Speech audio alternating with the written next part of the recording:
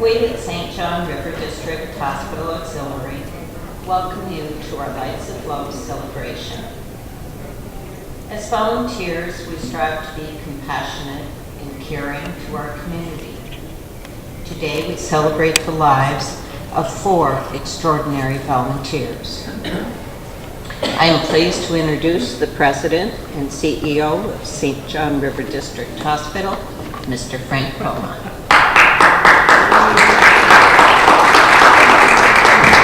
Thank you. You chose the formal way. Huh? Yes, I still wanted to say our great leader. Thank you. Well, welcome, everyone. It's a pleasure to have you return back to St. John River District Hospital. And as the president, I always take pride when we can have people gather at our community hospital. And today has always been a special day. It's a way for us to really recognize the volunteers who serve us day in and day out, but also an opportunity for us to pay tribute to the volunteers who have died this year. And as mentioned, we do have 4 that will be honored today. And it's also a time for us to officially kick off the Christmas season at the hospital. So with that, Marie, I will ask you to do the opening prayer. And everyone, when we have a chance to sing, please do so. We'd like to hear everybody.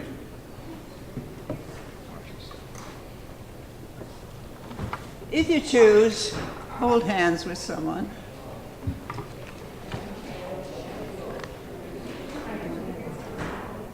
Because we're here in solidarity.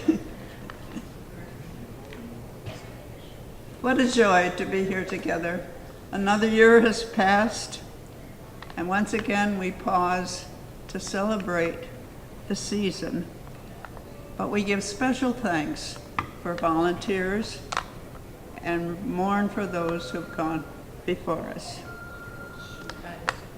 Today we especially want to thank the volunteers because they come in and out just so quietly and do what they need to do and go home again. Men and women who are here to serve, and you are here to help. We give thanks for the professional staff who come in here at this River District Hospital where the door always opens and swings for us.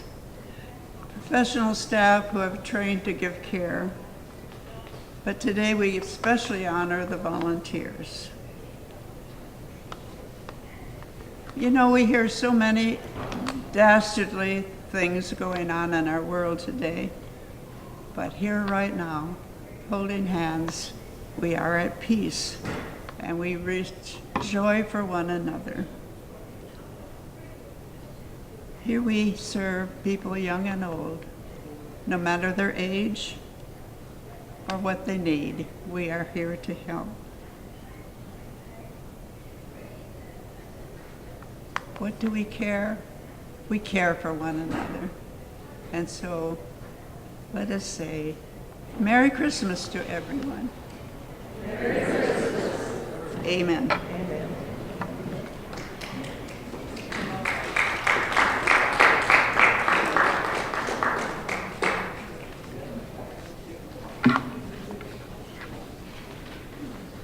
We now welcome the St. Clair Community Singers, accompanied by Carol Ward, who will lead us all in Deck the Halls.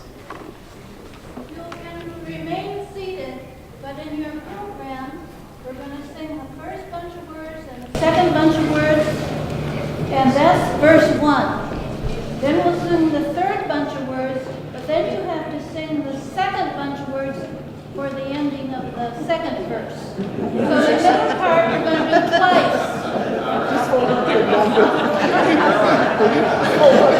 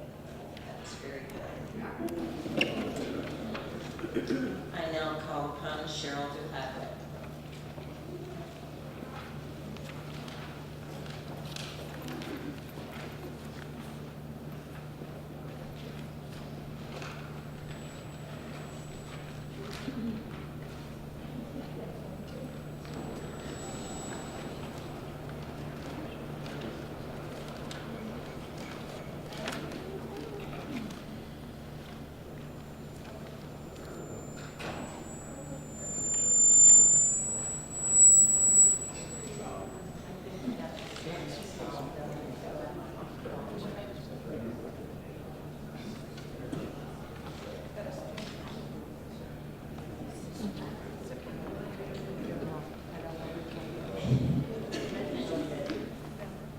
morning. Bear with me a little bit. This is my first time here, and I'm going to speak on Edith Hoyer. And first, I will read a little obituary that was in the newspaper, then some notes that George gave me, and then a couple notes of my own. Edith Hoyer, age 85, died April 15, 2014. Edith was born February 26, 1929 in Detroit to the late Malin and Grace Warner. On December 31st, 1951, Edith married George Hoyer in Highland Park. Edith was a charter member and past president of the River District Auxilary. She was a life member and served from 1972 to 2006, and she logged in 6,437 hours. She was the historian for the auxiliary, and she worked in the surgical lounge. Here's a little reminiscing from George. Edith attended Scott Fitzgerald School until she was 15. Her father then moved the family to Marine City, where he started a refrigeration repair business. The family settled at 6533 River Road, the property owned at the time by her grandfather, George Wolfe. Edith graduated from Marine City High School in 1947. She started to work at Becker's department store on Water Street. She also became a charter member of the Rainbow Girls. Edith met George on a blind date in 1950. She told her girlfriend several times that she was not interested in going out with any guy stationed at Southbridge. After being told that he was good looking and a nice guy, she finally agreed. She met George, the love of her life. After a whirlwind romance, they were engaged prior to George leaving for Elmendorf Air Force Base in Alaska. It took 18 months, but George was able to get leave to return to Edith, and on December 31st, 1951, they eloped in Highland Park. After 2 weeks' leave, George returned to Alaska. On October 13th, 1952, their first child was born, Georgia. She and her mother stayed in Marine City with the family while George was stationed for a short time in San Angelo, Texas. In 1953, George left the Air Force and returned to his wife and daughter.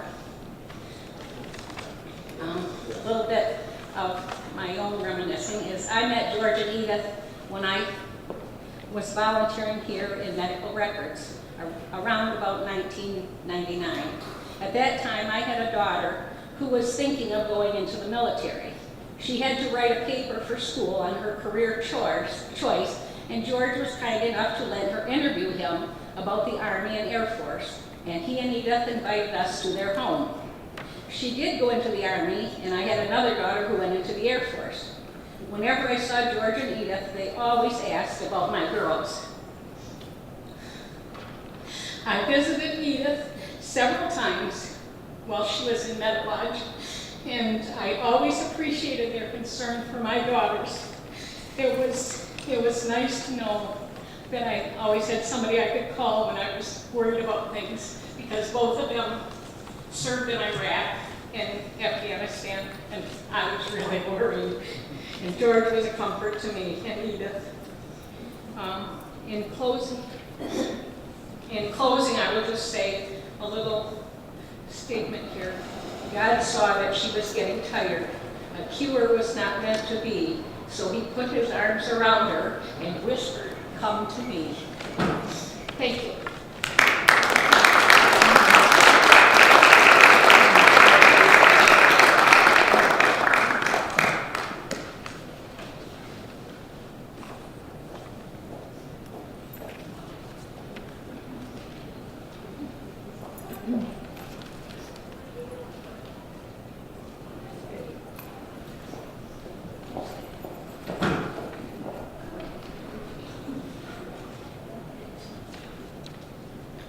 All of us will join in putting this bulb up on the tree for Edith.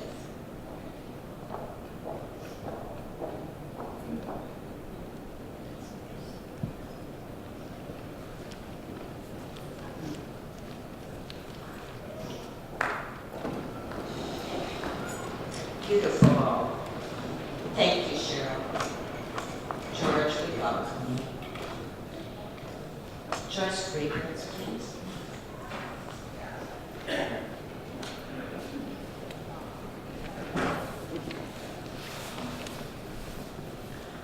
Howard Jackson became a lifetime member of River District Hospital Auxiliary in 1987.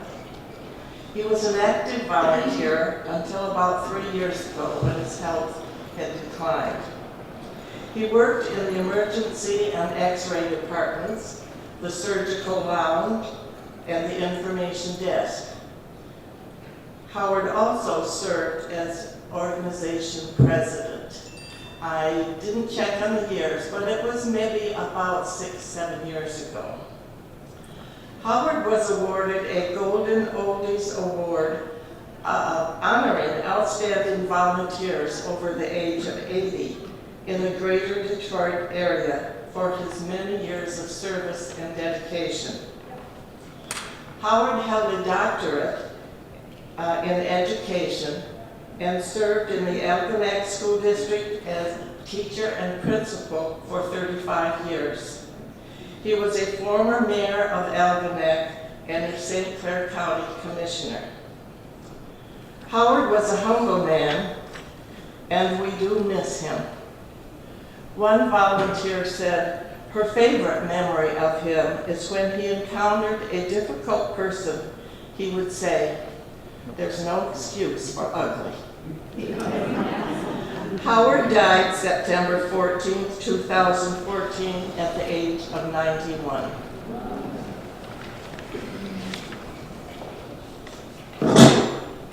Oops. Should I put the ornament on? Okay, and this ornament is for Howard Jackson.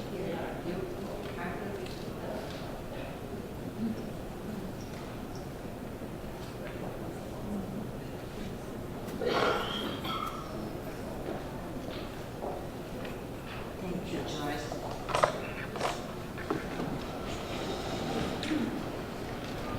Carl Schneider passed away on January 20, 2014 at the age of 97.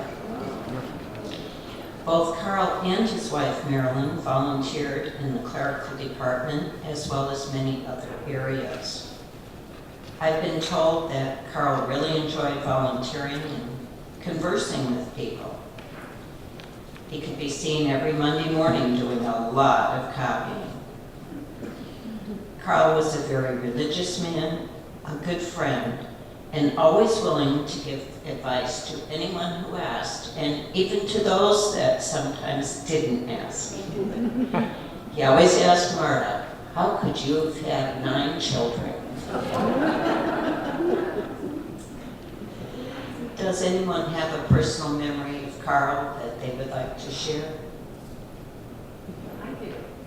Carl Schneider was my next door neighbor on Parsons Island for many years.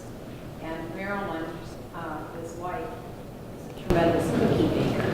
But Carl was a kind man. He always wanted all my children to become pharmacists, so they would all become very wealthy.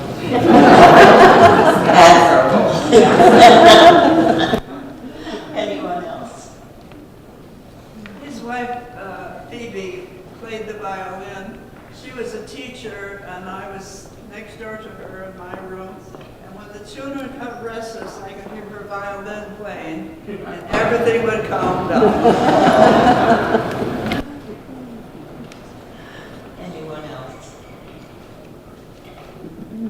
In his memory, I will now place his ornament on the tree.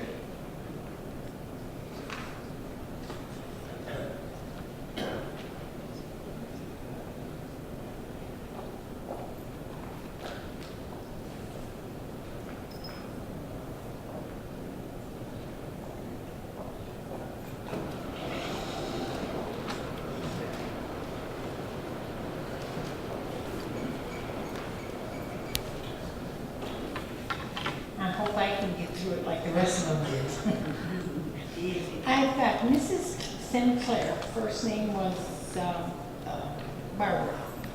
And she was a lifetime member of 20 years. She was a member and she had a lifetime. She was also very popular in other things. She was a life member of Cornell chapter number 93 of OES, White Shrine of Jerusalem, chapter 448, Marysville American Legion Post 449. So she was a very active woman. I did not know her myself. I had never met her, but she had 4 children. She's got many grandchildren, and she passed away last December in 13 after we had her. That's why she's a little late. But she was a very active person. She was I was told that she was a very friendly person. So does anyone else have something that they can say? Because I did not know her at all. Barb was one of the most friendly people I ever met, and it was nothing for her to walk down the hall and say, "Hi, Doc," to every doctor that went by. In a very loud voice. In a very loud voice, yes. But she was just an outgoing, loving person. But I probably would have liked her. Oh, yes. I probably would have liked her then, because I'm not very quiet. So I'll put the bulb on the tree for her in remembrance.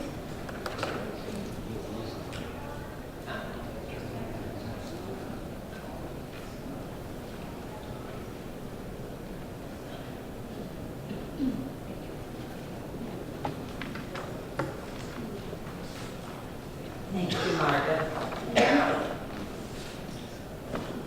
Now I ask the designer and the decorator, Lori Wheeler, will you please light the tree in, Lori? Those ornaments are beautiful. Thank you very much.